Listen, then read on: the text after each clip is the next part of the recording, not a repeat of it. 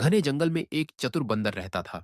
वह सिर्फ उछलने कूदने में ही नहीं, बल्कि अपनी होशियारी से भी सबको चौंका देता था। एक दिन जंगल में भयंकर सूखा पड़ा। खाने को कुछ नहीं मिल रहा था, जिससे बंदर बहुत परेशान हो गया।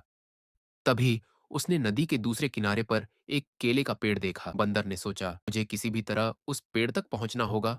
इसी दौरान उसने नदी में एक मगरमच्छ को तैरते हुए देखा।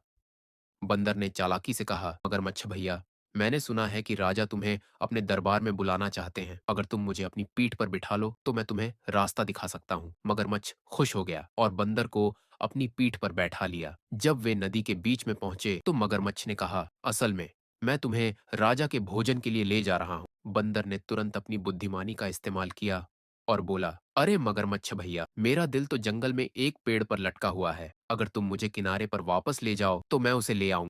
मूर्ख मगरमच्छ उसकी बातों में आ गया और बंदर को वापस किनारे पर ले आया। जैसे ही बंदर किनारे पर पहुंचा, वह झट से पेड़ पर चढ़ गया और हंसते हुए बोला, मगरमच्छ भैया, क्या कोई अपना दिल शरीर के बाहर रखता है? अब मैं पूरी तरह सुरक्षित हूँ।